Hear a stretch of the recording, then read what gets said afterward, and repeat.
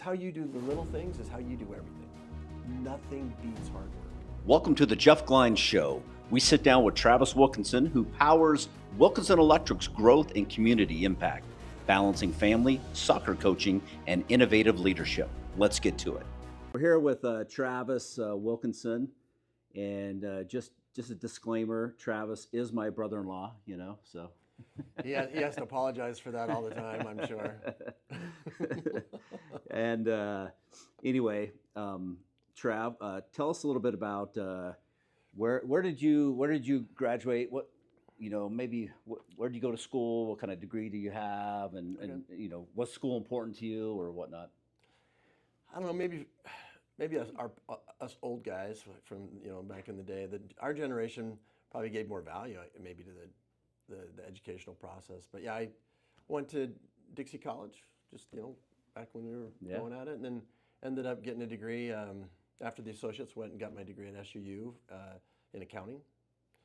Bachelor's and boring accounting. Did a master's. And then I did a master's at Utah State and got my master's in business administration, got an MBA. And yeah, and I did it. It was interesting because I was able to do a lot of it. Correspondence, where they brought professors down and taught on the campus at that was kind of a new thing. It's kind of a new thing back then. And, but all the professors were from Utah State professors, and got my MBA from them without really only having to go up for pretty much just graduation. Mm-hmm. So you actually went. So your job or your position in your business is basically what you went out in school, basically. I mean, that's a rarity. I mean, these days. I don't know. You get Wilkinson Electric, and so everyone's going, it's like an 80-year-old family business. Started in like 1945. So next year we'll have our 80th year anniversary. But people all the time, the whole Wilkinson family is a bunch of electrical geniuses, and so I full disclosure, I know enough about electricity to get somebody killed. Like I'm the guy that's like, you got a shovel with a wood handle, can you just touch it, and if it sparks, there's live power there. But someone had to be in the back, counting the beans, sliding, keeping track of the books and making sure billings and collections and payables and stuff like that got taken care of. And so I kind of came into the business. Sure, I grew up doing electrical with Grandpa and my dad and them, but your grandpa started up 1945, wasn't it? Yeah, crazy. You're on the third generation now. Yeah, and moving to the fourth generation. Moving probably. to the fourth generation. I got enough gray hair to prove I've been here a long time. No, that's incredible. But you not only do Wilkinson Electric, you do a lot of other things like. Besides Wilkinson Electric, you don't have to get into them as much, but just you do a lot. You diversify and invest and do stuff like that just for the. I would say most business owners that have a successful business, end up having excess. We'll call it excess working capital. Oh, okay. I mean, I talk accounting terms, but just excess cash flow, excess working capital, and you end up doing stuff with it. A lot of guys, especially in the construction industry, would probably. You were saying, what do you diversify into besides your principal business? You can buy more backhoes or track hose or aerial lifts and equipment that adds to your work and allows you to scale and expand. But a lot of times they'll take it and buy maybe some real estate. It's the difference between leasing and owning. And once you own, then you might have some tenants and build more than you need, scale so that if you want to expand, you still can, and just excuse the tenants and don't renew your terms. But so we've done that. We've got into like a holding company that has some different real estate and things, and then I don't know if there's other things we've gotten into like some private equity type investing. So have you, like obviously your grandpa had it, and he had obviously just a small electrical contracting business with a little bit of lighting and electrical appliances and stuff, and then your dad took it over, and then what has changed between like since when you took it over in, was it 2000 not 2000 but around 2000 early 2000s. Yeah, early 2000s. Okay. So in 2005, kind of my generation, third generation, where you kind of like basically started the transition. Yeah, Okay. My dad got called to be a mission president. Okay. In Scotland, and that started a dialogue and a conversation about maybe it's time to look at a transition. And so, yeah, I was able to put together some numbers and projections and make a presentation to kind of my uncles and aunts, and then was able to coalesce a few partners. You know, one of my brothers and a cousin, and then it took us, you know, gratefully, that second generation did make us go to the bank and get a bunch of debt. Where they were able to kind of carry the paper and let us pay them off over time. So it took us, you know, until about 2008. By the end of 2008, we had paid that generation off, and one of my uncles continued to maintain like a 10% ownership. The other three of us new third generation partners kind of maintained the other 90%. Well, that's cool, because not very often that businesses have that transition to generation. It's sometimes it can kind of dwindle off. Yeah, it's super hard. It's a weird dynamic. A lot of people that, you know, would relate to this. The family businesses can be complicated. My grandma used to say, you know, if you believe in the life after. Running a business is tough, especially when it feels like your hard-earned cash is just slipping right through your fingers. I'm talking about credit card fees. Yep, those pesky little percentages that add up to, well, a lot. But guess what? I found a way to cut those fees down by 99% in just 30 days. And the best part, I'm going to share that secret with you for free. This guide is a game changer. Businesses just like yours are now enjoying 0% credit card fees, keeping more of what they make. And it's not rocket science, it's just a smart business. Simple steps that anyone can follow. You don't need to be a financial guru, you just need this guide. So what are you waiting for? Click that download button and join countless others who've stopped letting fees eat into their profits. It's completely free and it's completely for you. Let's make those credit card fees a thing of the past. Download the guide and let's grow your business together. See you on the other side. This, like, what makes you think you're going to get along in the next life if you can't get along in this life? So get it figured out now, you know, like. So honestly, watching, you know, we always say, hey, we stand on the backs of or the shoulders of those that came before us, and it's true to form here. Like, we're further up that ladder. You know, how many rungs I don't know, but we're a lot further up that ladder because of that generation that kind of came before us. And I think it's way harder to build a car than it is to put oil and gas and lube and do the maintenance on it, right? Yeah. You know, and I think that in large part that second generation really built a beautiful business machine that we were able to come into and kind of try to keep it on the tracks and the rails, and can continue to be able to grow it. So that's awesome. So I got a question for you. How do you measure success beyond financial performance? Because, you know, everyone's focused on the financial performance and making money and whatnot, but so how do you measure success beyond the money, the financial side of it? I think that has a lot to do with your culture.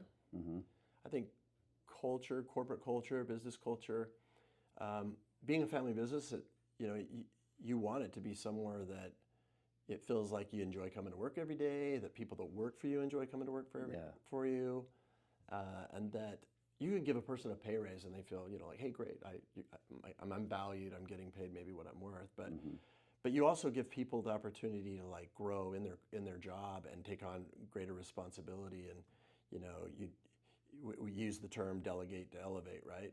If people get elevated as you delegate responsibility and then they feel more successful, there's a lot of pride and satisfaction in that. And so I think that has a lot to do with your company culture. And so I don't know if that answers the question. So what are some things that you've done to be able to create that culture here at Wilkinson's? So one would be like, you know, I'll use like our retail lighting store. So we have a Wilkinson House of Lighting. From a revenue standpoint, it does about, we'll just ballpark it, but about $7 million in annual revenue in sales, and has about approximately 20 employees. Whereas the Wilkinson Electric kind of commercial electrical contracting has, I'm ballparking this, like maybe 140 employees that does about 32 million a year in total revenue. Each has its own little microcosm or its operating center that has its own culture, But to use the example, like what's one thing you could do or we do that creates that culture is we kind of created a program where it's a bonus or spiff or whatever you want to call it. But whereas if the employees at that lighting store know that the margin, the gross margin that we need to get on our product sells, lighting, house lighting, residential lighting, we don't really do commercial, but if that margin goes beyond like what we would be happy to get as owners, then we want to share that. So I'll just make up an example. If you wanted your gross margin to be 30%, and or your cost of goods sold and with the labor to manage all that and get the sell out the door and get it closed, get the money collected. If your cost was like at 30%, you had to sell the product at 30% gross margin to break even. And the owners, we say, geez, we'd like to make 35%. That's a 5% margin. That'd be great if we could be making 35% on our total sales. That'd be great. And then you look at the employees and say, but if we can go beyond 35, let's say we can get to 37. That extra 2%, that delta, that difference, we're going to share that with you guys. What? It's kind of like its own profit sharing plan. And some skin in the game, right? Yeah, it's like gives them some incentive. You align kind of their goals with your goals as an organization, as shareholders, as owners, and so we'll line it up so that when every month we look at that, and the employers are like, wanting to get their eyes on it, and we're transparent about it. So we'll show that, and then we'll give a percentage of that to the employees, just spread it out across the board, and a little kick and a little bump to the manager and the assistant manager, but then the remainder of that, goes to spread out across the employees. So, I mean, that's just one little thing. Those are the kind of things that I think incentivize people to feel like that they've got value and they're valued and appreciated. And if they put in that extra time and that extra work, not just to get the minimal 5% that we're expecting to make on those margins, but that they get to control, how if they do a little extra and we're able to sell it for a little bit more. It's a fine line. If you sell it for a little bit more, you might lose the customer. But if you sell it for too low, then you really hurt your ability to put into play that delta. And so, it's a fine line of managing product that could be getting outdated and you're trying to get it out of your shelves, off your shelves, and get your new stuff on, but you don't want to sell it too low so that it hurts the overall profitability of the company. So I like that. Yeah, that's so. Have you felt like it's worked then?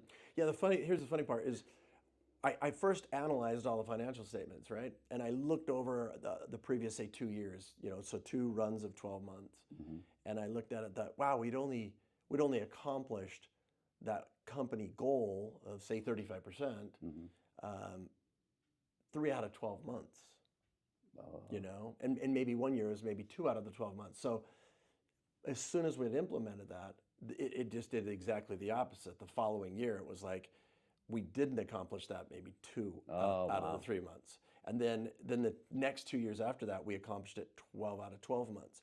So you knew that the message was clear, that people were aligned with your goals and they knew how to accomplish it. And spoiled goods, breakage, stuff like that actually hurts and costs you the money. They're quick to get those things returned and get the credit from the vendor. And so all the things that make it leaner and meaner and more efficient and more profitable, they're aligned. You're not having to wonder. It's you always wonder when you work with employees, and it doesn't matter if it's fast food or whatever. Well, that guy doesn't love his job. It's just a paycheck. And then there's some people like, man, that guy loves his job. The way he greets people, and it could be something as simple as just a drive-through. But ultimately, you're the keeper of the culture. If you're the head, the head of the organization, you need to espouse the qualities and the culture. And I don't know. So you really don't even have to be undercover boss because you already know what's going on because they're already incentivized to be able to do all those things. Yeah. I mean, because you'll see that people, if they don't have incentive, then it's just they do the minimum, they don't go above and beyond to be able to help the company. They just do what's good for them. Yeah. I mean, if someone asked me, how do you identify it? How do you who's the culture champions, right? Certainly the person at the head of the organization, but a good exercise to do is anyone could do this. You can do this in the companies you've worked at before. I could look across those 20 employees and go, who is the rock star? Who's the guy that's infectious? Who's the guy with the optimism and the attitude? And you're like, man, if I had to make all 20 employees a clone of one guy or one gal, which one would it be? Or which two would it be? Well, then when you get that in your head, go, man, I'm gonna go talk to those guys. Why are you, why are you who you are? Yeah. And what is it that makes you who you are? And how do I get everyone else to drink that Kool-Aid? And what do I mix into that? How do you create that? And so I think those are things, is to find people that you can, any organization, it doesn't matter what organization it is, if you can bottle that and you can like make that become how we build the culture, or they help champion that spirit and that attitude and that structure and things, and take advice from them. Like, let them help Take you. advice. I like that. Yeah, take advice. A lot of upper management just doesn't take advice. No, They just kind of. they're at the level where the decision can be Yeah. made. They're the one that gets to see the inefficiency. They're the one that sees the efficiency. They're the ones that see what works, what doesn't work. So definitely have an open ear, and I think part of that, like you said, how do you create the culture? Well, yeah, you could pay people more and incentivize them purely financially, but again, if they feel like they're valued and their feedback is implemented and that they're empowered, that's like I said, delegate to elevate. Then you can do that in any organization. Yeah. So I take it you've been here 20. Let's make you really math old. to it. 20, is it close to 23, 24, 25? How many years? Yeah. How many years have you? I guess not necessarily been an owner of Wilkinson's, but you've been working. When you first started as. I mean, if we want to go to, I don't know if you call it your teenage years. Oh, you were working for your dad. Yeah, I'd worked as like I said, an apprentice electrician. Did some apprenticeship training school. But again, it was just kind of a family business, right? But it wasn't probably until like I got off my mission, and I decided, I think I'm going to go into accounting, and then the CFO or controller for Wilkinson Electric was kind of going to retire in 3 or 4 years or 5 years.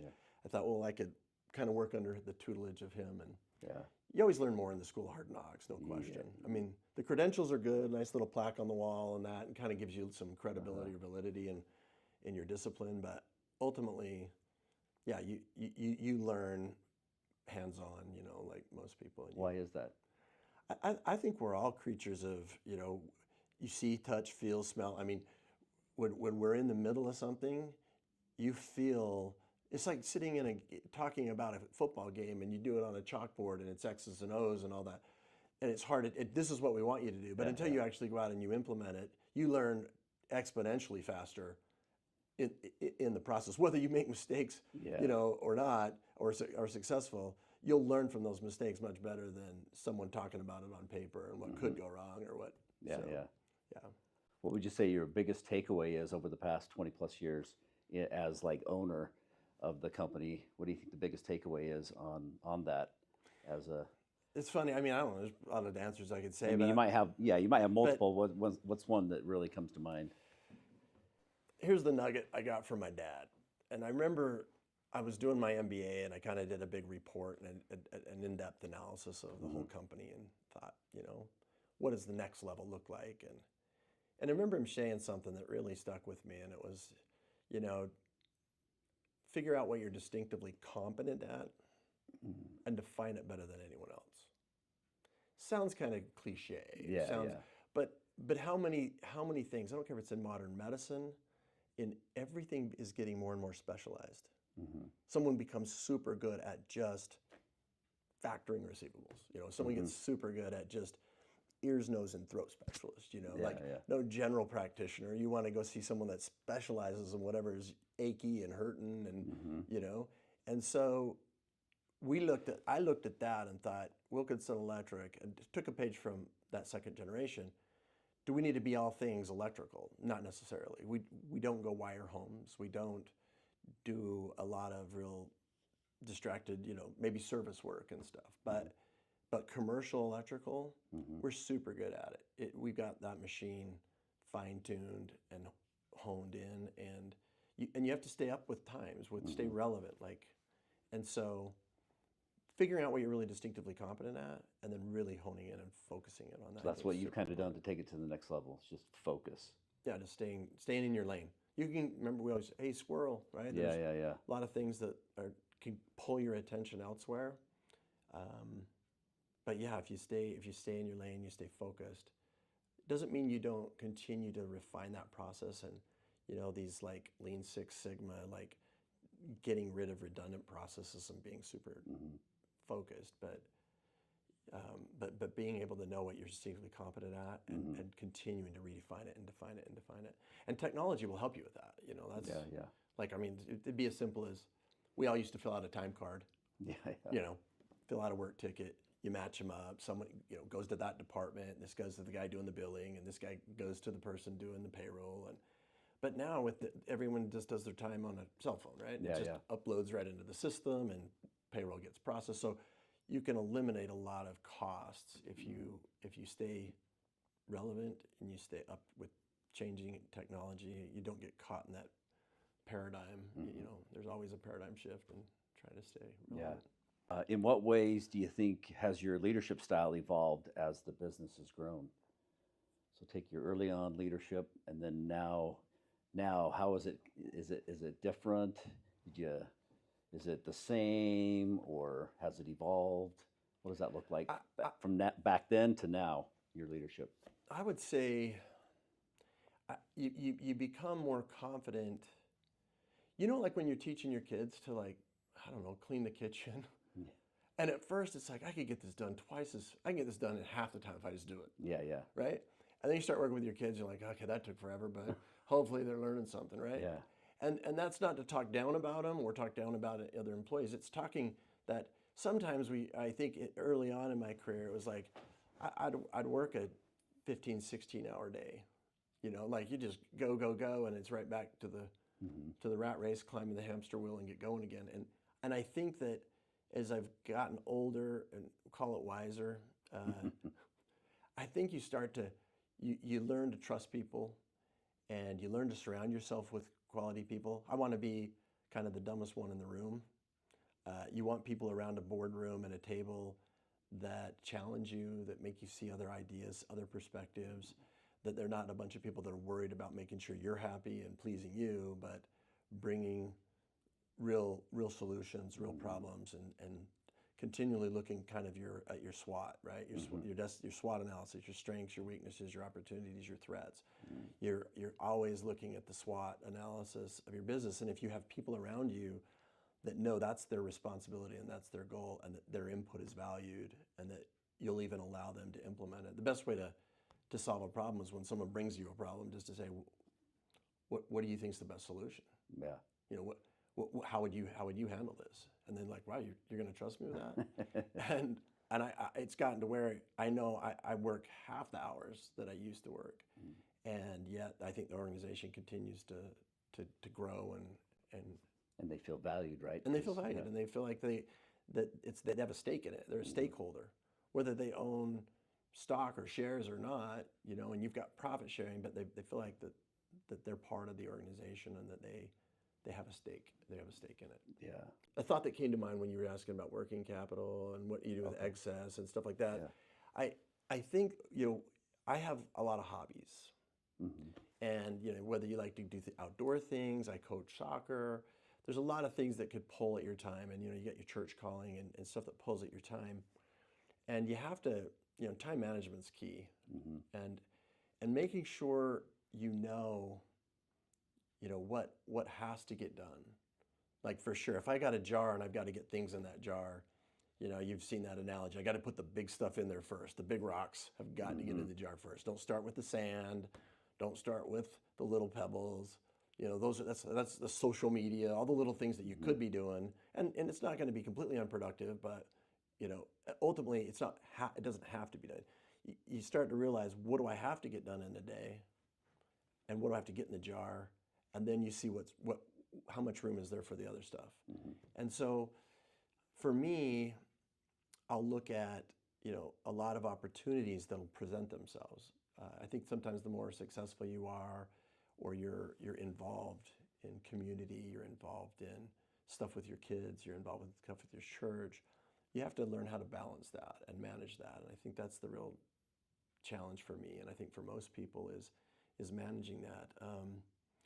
From an investor standpoint, so we have excess capital, and we go out and we think, okay, man, I got some excess cash. I can put it into real estate, or I can put it into private equity funds, or I could get into angel money. And so you know that, but just to share, I would say some really good lessons. There's a class at Utah Tech, and it's in their final class. It's kind of a capstone class in that curriculum, and it's where the students have a group and they actually get like $25,000, and it's real money. We participate in that as a company and hand that off to some students, and then over that semester or quarter, they'll see what they can do with it, and they'll kind of ask you like, hey, what's your investment prerogative, or how risk averse are you, and you'll watch them be careful. Like now that it's not paper money, it's somebody else's money, and they've got to be account back to you on that. It changes their perspective a little bit, and so what I've learned is sometimes, you could have an idea, or a friend has an idea, or a person has an idea, and I've really learned, and that idea could cost money, and you're gonna, hey, if I could get $50,000 or $25,000, I could really do something with this. Things that became really relevant is, do you even know what the break-even analysis is on this? Do you know how long your runway needs to be? Because most people then never get the runway right. Like the plane's going to get to the end of the runway, and if it's not off the ground, if it hasn't got lift, it's going to crash and burn. And so really asking the relevant questions around that, because everyone has a great idea, and when you have excess capital or cash, people are going to hit you up and like, let's jump into this or that, or I've got a really good idea, and you don't have the time to be an expert in that. Like I told you, being in your distinctive competence, stay in that lane, reinvest in what you're good at. But when you start to look outside at other opportunities, you really want someone else that's really distinctively competent and really good at that. And I found along the way that getting into like a lot of angel money and seed money investing, that a lot of times the runway wasn't predicted right. They didn't have an idea on the break-even analysis. They had maybe a great idea, but eventually it's still just a small business, and there's no way to exit. There's no way for you to get your money out. You're just riding along.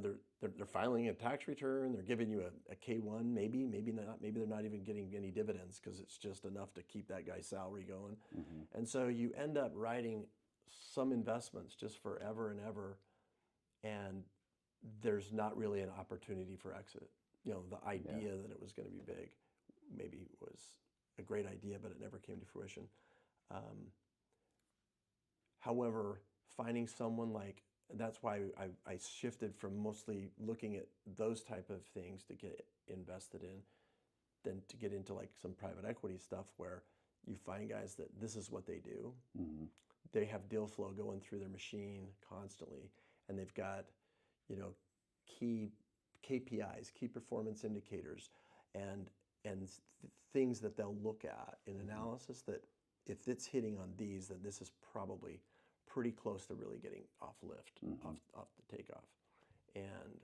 And guys that recognize and know how to do that, I'd rather just invest in that talent and that idea, and that's usually paid well and done well for us with some of our excess cash flow. So I don't know if that helps anyone, but I think a lot of business owners end up in that situation where they end up with some excess cash. They're not sure what to do with it. In your bank, you're not going to make much. You look at stocks, bonds, mutual funds. You can get into the S&P 500. You can get into the stuff on the New York Stock Exchange or NASDAQ, and that's fine. But then I think you diversify your portfolio so that you do have stuff maybe in real estate. You do have some stuff in the public markets. Maybe you're into crypto, but don't ever go all in. On one. Keep yourself diverse so that you're not all eggs, all one basket, and if that crashes and burns, you kind of lost a lot of what you worked hard for and your nest egg that you've been building up. So I don't know if that. No, that's good. That's good.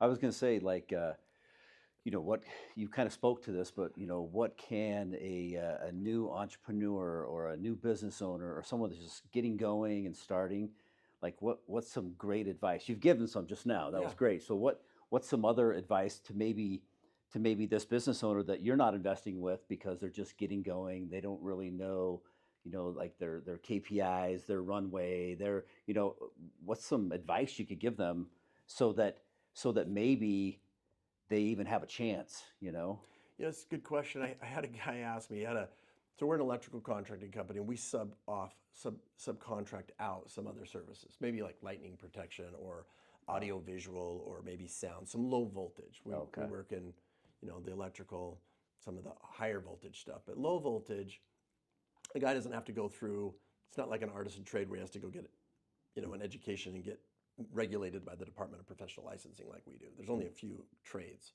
that are regulated by the DOPL. And so we sub off. And this guy was doing this fire alarm.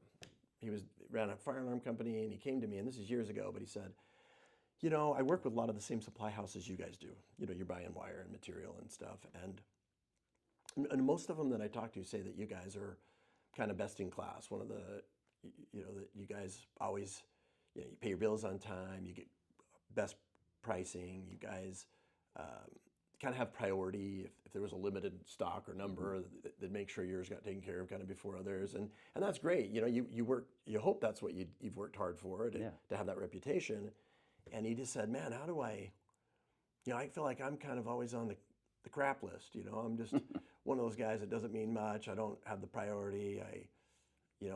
How do I get to be relevant? I'm just kind of new at this and getting going. What's some business practice? What are the things you do? Like, what is the have-to things? And I said, well, man, and his name was Matt. And I said, Matt, the one thing that's different, that you could change everything, and it's only about 12 days. He's like, you mean in 12 days I could change it? No, I said, no. The difference between you and that supply house and me and that supply house is about 12 days. You want to be best in class. You want to be the guy that they're like, oh, we love him. Give him the best price. He says, well, I don't get it. And I said, did they offer a discount? He's like, yeah, 210 net 30 or whatever.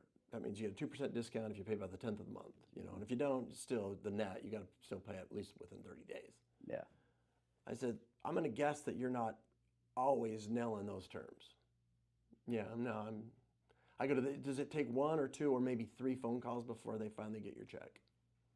He's like, at least one, sometimes 2 or 3, kind of smiles. And I said, okay, do you realize you're probably only paying them about 12 days, 15 days after me?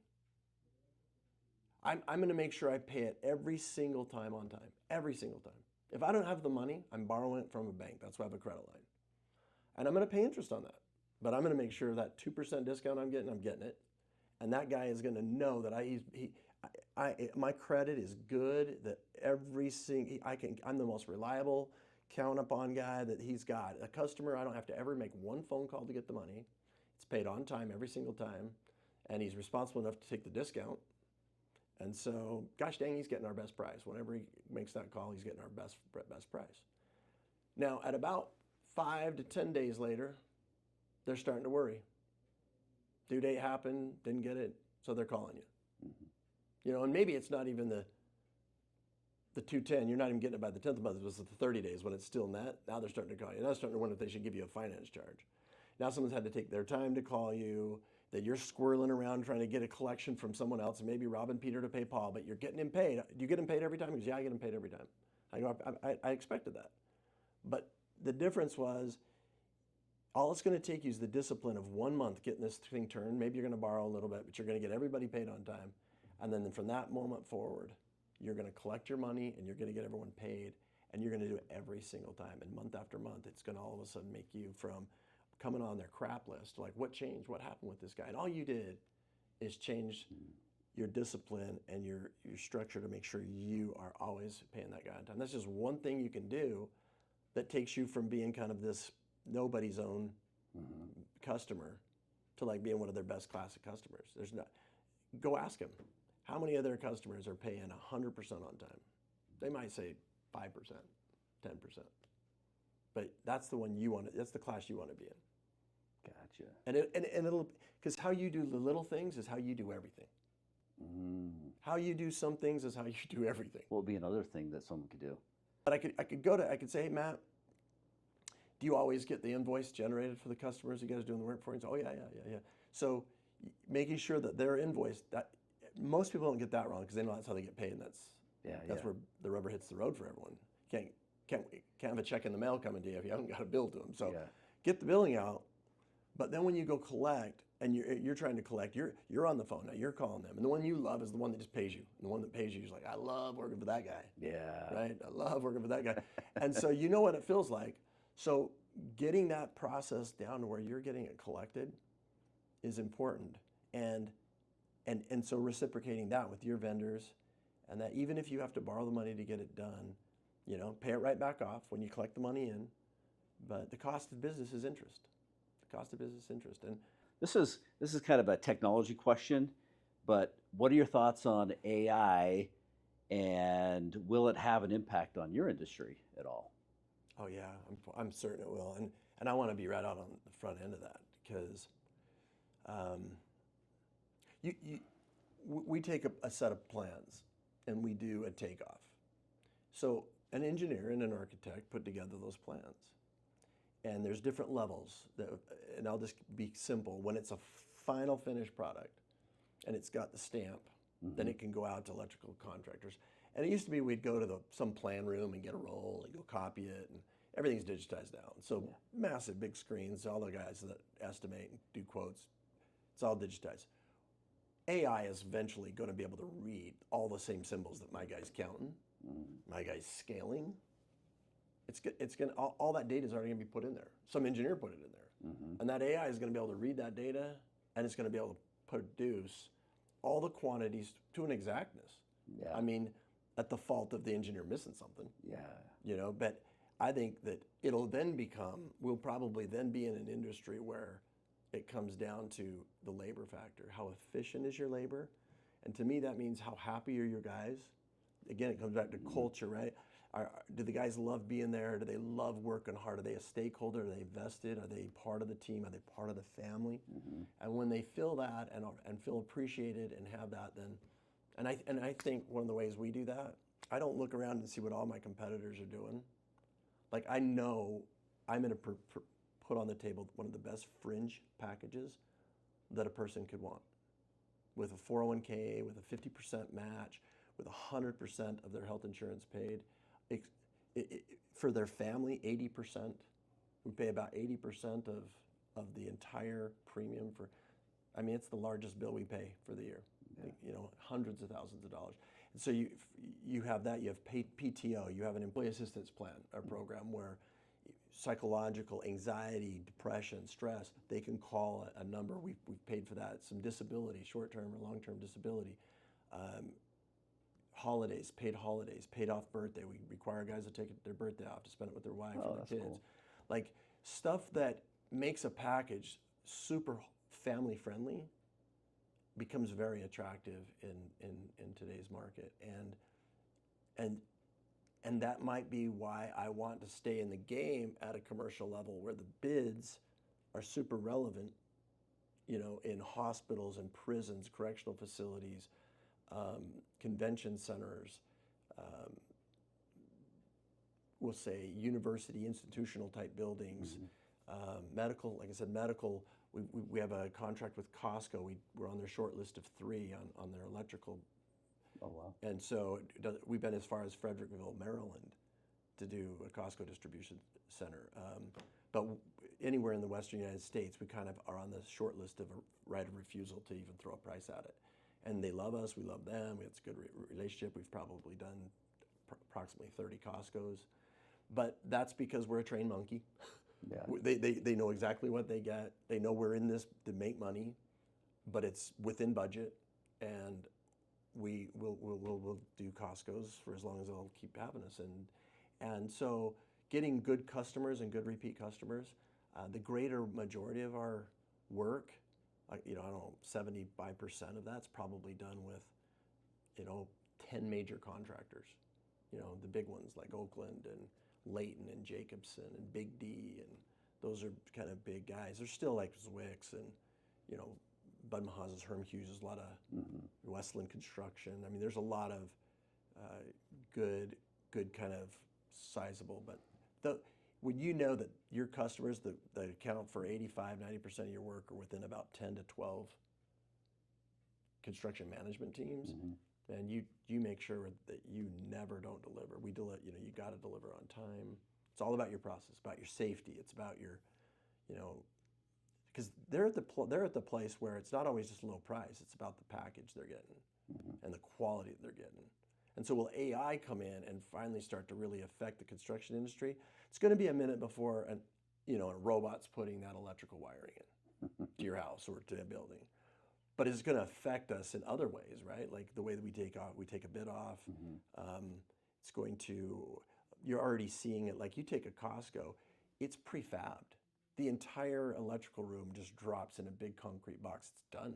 You just plug and play. It's almost even color coded, green to green, white to white. I mean, and so it can almost be prefabricated, and you're just the guy in there plug and play and putting it together and making sure that all lights turn on. So it's already affecting in certain ways the industry, but I always think that it's a good trade. It's a great trade because it's a disciplined trade.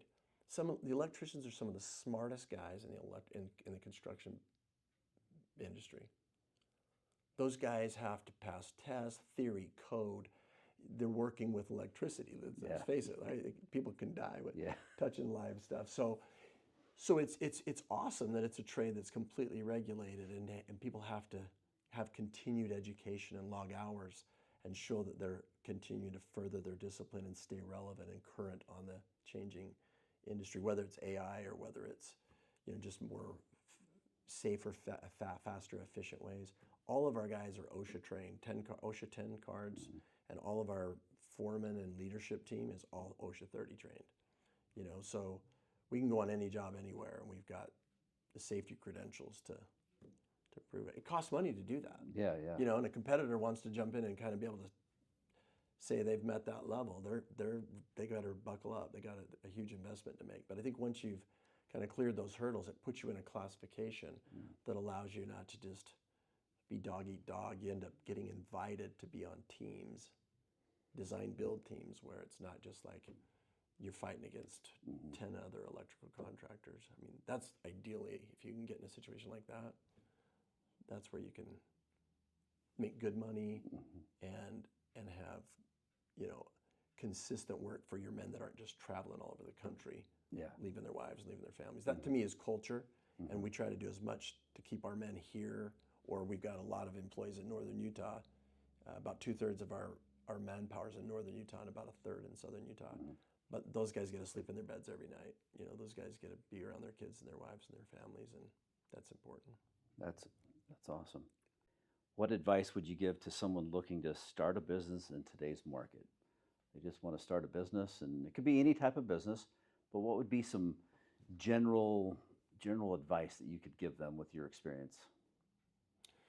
I would make sure when you come out of the gate, you have to do it right. A lot of times, set up your LLC, your S corporation. I mean, get it set up, get the structure set up so that it's scalable, it can grow. Next, lean and mean is the only way to go. You'll see guys get a contract, get some money flow, and next thing you know, it's like the biggest, baddest four-wheel drive, jacked up, add the, lift system, and you're thinking, this guy just opened his doors, man. If I was an investor, I'd be looking at all that going, I'd rather you run this thing on the bootstraps, man. Like, just strap a ladder to the top of your station wagon and, to some extent you want to look professional, but lean and mean is the only way to go. If you're starting something, now CRM is like super important, customer relationship management, like, and having people Google review you and get 5 stars, and there's just so much of that nowadays that you have to be conscious of and cognizant of. I'd make sure that you understood how to market yourself, and if you didn't, there's so many guys now that have little boutique, shops that can help you with your internet and help you with how you get your word out and how do you image control, or I don't know what you guys call that. But making sure your image and your marketing and your advertising, looks great. I also think that if you're new, like I would rather someone see an ad on an electrical contracting page that said serving Utah for 80 years over a guy with a bunch of balloons in color that makes it, like that's called a credibility statement. Yeah. Hang on to every credibility statement you can land that it gives street cred, gives you validity right out of the gate. But nothing beats hard work. Like you can't substitute that. When you've got someone, like they say, if I got a guy in a trench and all I can see is elbows and bum holes, then I know he's digging and he's going, and he's and he's getting stuff done. That's the kind of guy. That's the culture. When you're looking for that guy, doers are doers and they get stuff done. So that's where you'll find the success is the ones that just keep the consistency. You always hear consistency in business. Totally. Because there's never going to be a perfect plan, right? And so you have to just be willing to pivot, change, adapt. Oh yeah. I mean, I'm a high school soccer coach. Yeah. And I'll look at my players, and I might have super technical players that can tiki-taka the ball and do all these great little Cruyffs and Ronaldinhos and all these little moves. And I'll look at them and I'll say, it doesn't matter what we do. If we go out there and we look like soccer players, someone is capable of outworking us. That better not be today. Hard work beats good talent when good talent doesn't work hard. Oh, I love that. That is, because at the end of the day, one thing that all my people know is no matter how valid your excuse never changes performance, right? Yeah. If you don't show up to your son's piano recital because you got stopped by a highway patrolman or a police officer on your way and you got a legitimate ticket, you can show them $130. I got held up. I tried to get out of there, but it took 20 minutes. I missed your recital. He don't care. Doesn't matter how valid the excuse never changed performance. He just knows you were there, you weren't there. Well, I'm sorry, Dad. I'm not going to get to do that for you again. You can go home and do it, but not the recital. So no matter how valid your excuse, it'll never change performance. People want to see performance. People want to see results. And that's why, like I said, it's no excuse ever changes performance. Performance is measured, and hard work beats good talent when good talent doesn't work hard. So you will always, always, always take employees that are working hard than all the credentials in the world and the plaques on the wall. It doesn't matter that I've got accounting degrees or MBAs or whatever. Those are credentials. They're supposed to speak to my expertise or my wisdom or knowledge, but wisdom isn't knowledge. Wisdom comes from experience. And a guy that's been working in it and guy's education in the school of hard knocks sometimes is miles ahead of someone that's got some diploma he can throw up on the wall. So I'm a believer in education, but also I'm by far more a believer in hard work. And that right there is what's kept this business relevant and on the map for 80 years is the guys that are putting the work in, the guys that are working hard and making us, relevant. They have more to do with who we are perceived to be than I do. Mm-hmm. That's who interacts with the customer. The customer, the owner, the owner's rep, the construction management team is our men in the field, not me. Yeah. My job is to make sure they get everything they need on time, material, equipment, tools, safety, protection, all that.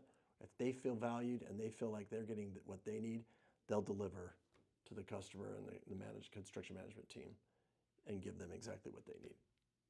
So, like I said, how you do little things is how you do everything. I like that. Yeah, that's so true. It is. So true. One last question for you, Travis. Talk about a mentor or a figure that's been influential in your business journey. So someone that really has had an influence on your business journey. And it could be in life too.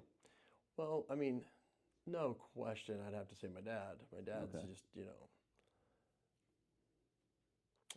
he's the guy. He's the one that all along the way that's just kind of mentored me as a father figure, whether it has to do with personal life choices, family life, work life, balance. Most definitely. If I had to exclude family, because I'm in a family business, so, a lot of times you kind of all share the same family, the same vision, the same perspective. But if I had to pick someone outside of that, I'd probably give high credit to a guy named Craig Andrews, which someday you might do an interview with him. Craig, but he's like a business coach, but he taught me the philosophy of as you grow, and you eventually have people, employees and staff and leadership teams, etc., to learn how to work on your business rather than in your business. Make sure everyone that needs to be working in the business is working in the business, but as a leader, you have to get to the point where you now understand the difference between working in it and working on it. Yeah, looking at Michael Gerber. He wrote a book. Yeah. My processes, just refining processes, right? Getting the culture, getting the mission, getting the vision, getting, where are we going, and making sure that high level. And Craig, what Craig offers though for me has been, a coalition of men that are all owners in their own businesses in various different industries and disciplines. And I come together once a month with these guys, and we start with breakfast and we end with lunch. And everything in between is talking about relevant issues, business issues to do with each one's respective businesses. Oh, nice. And so you don't come just kind of surprised. Everyone kind of puts it up in a Dropbox, and you get a chance to study people's issues and then be prepared to come and ask qualifying questions, get clarity, and then eventually give feedback and input and solutions. And so generally, if I take a problem or to that meeting and I'm going to get some feedback on it, I usually come away from the meeting having learned, maybe more often than not, more about other people's issues and took more away from the solutions to their problems and issues than I did my own. Mm-hmm. So it isn't just that Craig's is the genius business coach. It's he's created a forum where it's it's an alternate board of men that come together and kind of take a 10,000-foot view of your business. They got no skin in the game. They're successful. They've got their own business they're succeeding at, and they're going to give you just their 2 cents on a situation that, and they're pretty sharp guys. And so I value those guys. I value Craig.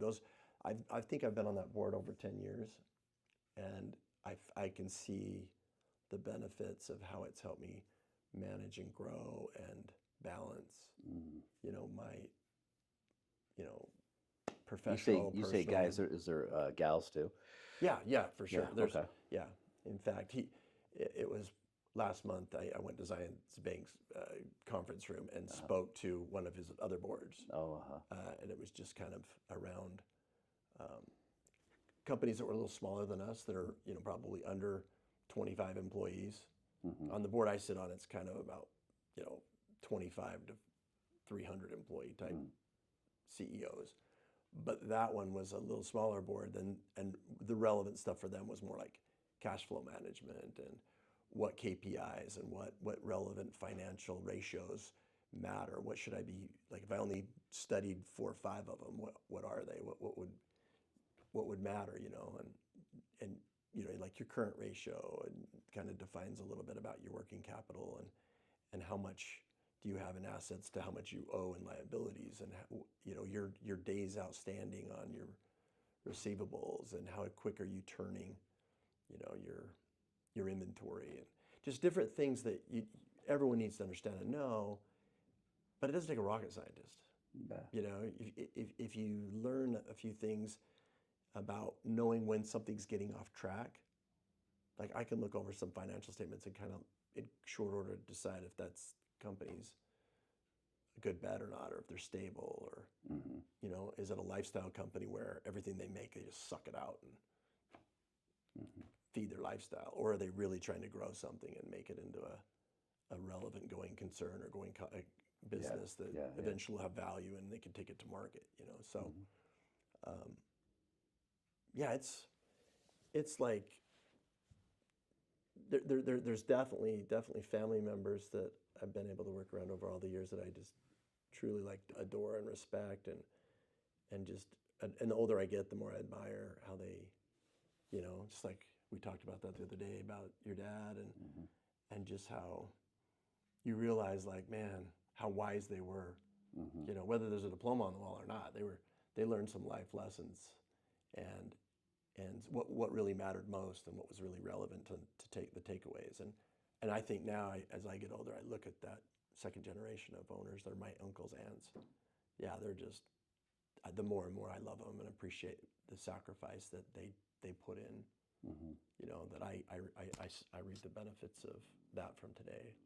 And, you know, I just hope the same can be said for the fourth generation that comes in and takes this, you know, hopefully to the century mark. You know, that'd be kind of cool. Next year we'll be celebrating 80 years and having probably a pretty big shindig and fun celebration around that. But well, maybe this is off topic, but if you guys are hiring, or if maybe you're always hiring or whatnot, if someone likes what they hear about your culture and your business and stuff, where can they go to maybe apply? Yeah, that's good. www. Right? I mean, it's wilkinsonelectric.com. Okay. And we, you know, timing is actually pretty good because I think in our Southern Utah operation, electrical contracting, we've probably got 22 to 25 million of unbilled contract work under contract. And so we'll be scaling up. We'll probably, between now and the end of summer, probably hire another 20 plus guys, guys and gals. We do have some women electricians that work for us. And so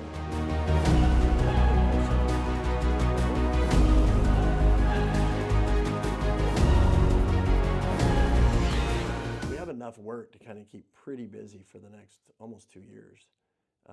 Wow. You know, anyway, so. Okay.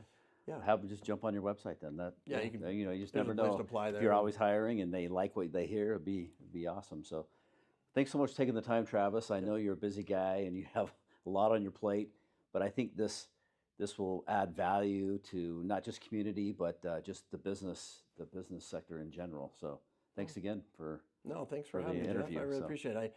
I'm one of those guys that rambles. You know, ask a question, you'll get way more than you thought you were going to get. But no, it's been fun, and I cherish the nuggets that that I've picked up along the way from other people that I consider that had some life experience and advice. So really grateful for the opportunity to sit down and chat. Awesome.